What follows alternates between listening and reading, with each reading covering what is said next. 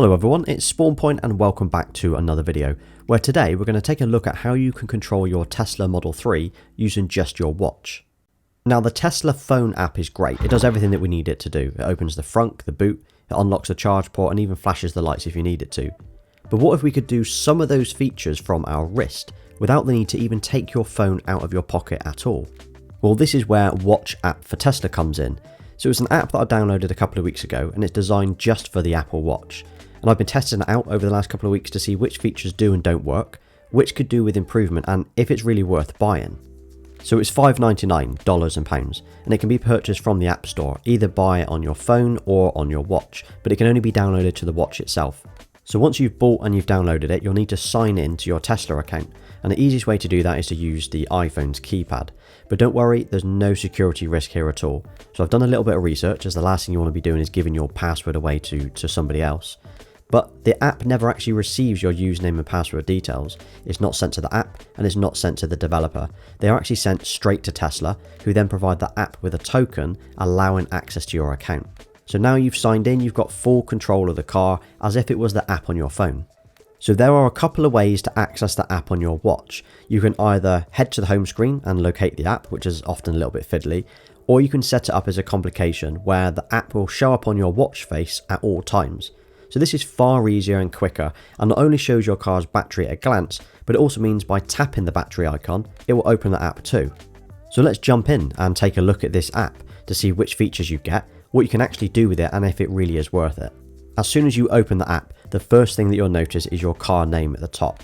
So if you tap this, it will also display further information including your model, the odometer, the current software version, and your VIN. And then by tapping the left arrow at the top, it takes you back again. From here we've got the current battery percentage and range too, and if you press the image, the battery icon, it'll then show the battery in a larger view too, and you can basically toggle between the two different sizes depending on which you prefer.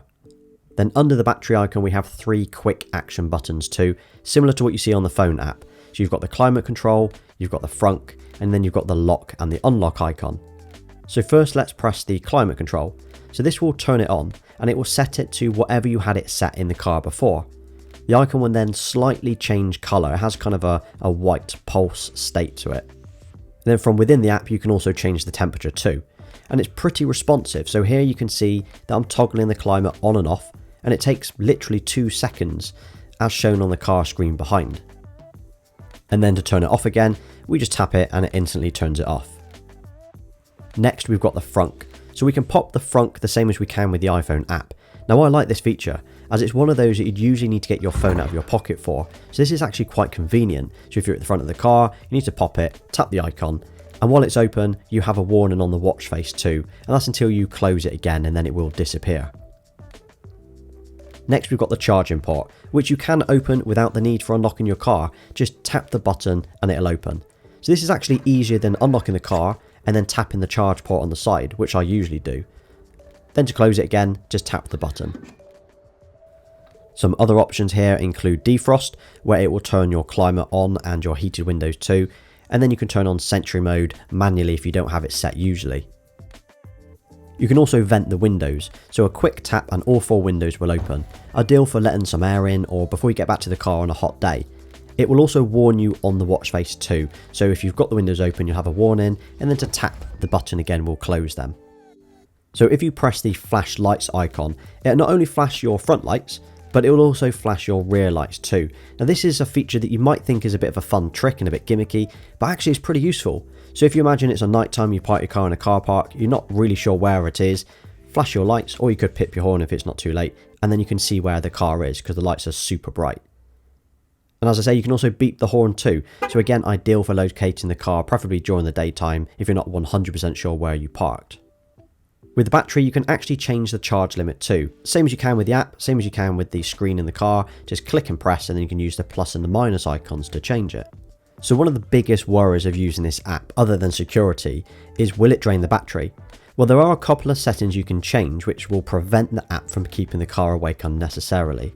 So if you want to see up-to-date information at a glance, without opening the app, you'll need to keep the background updates on.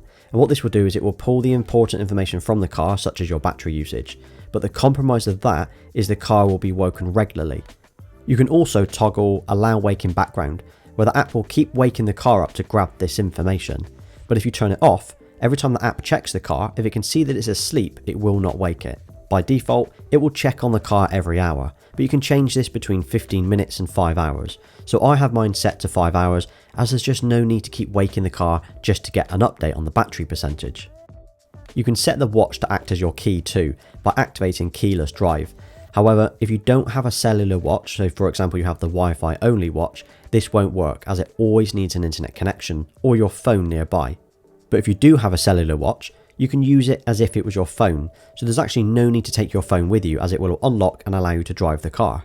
There's the option to add an image in the app screen too, so if you wanted to add a picture of your car for example, just toggle the background image on and then follow the directions to get that image. The app is great, but one issue that I've faced a few times is after pressing a button, it kind of resets the view. So for example, if I press open windows, instead of it staying in the same place where I can then toggle close windows, it closes the control window and you have to navigate back to it. Not a huge issue, but hopefully one that they will fix in an update. It would be great if Siri could be integrated into the app, so you wouldn't even need to open the app, you could just speak your commands just like we do in the car anyway. It would also be great if we could customize which controls are shown in the quick bar at the top. So for example, instead of the frunk, I could have the boot icon, any controls that I would use regularly. So is it worth it? Well, I think it is. I mean, for $5.99, you're getting practically the same functionality as the normal iPhone app, without the need to get your phone out of your pocket to do small tasks. And as I've said before, it's a one-off fee, so there's no monthly or yearly fee, so if the app does improve over time, you're getting a decent app at a low price.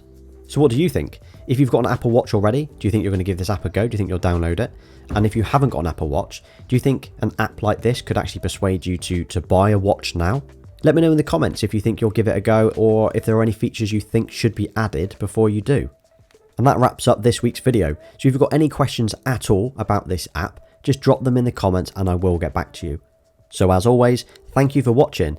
And if this video was useful to you and you're interested in seeing more Tesla and tech videos, please don't forget to like and subscribe.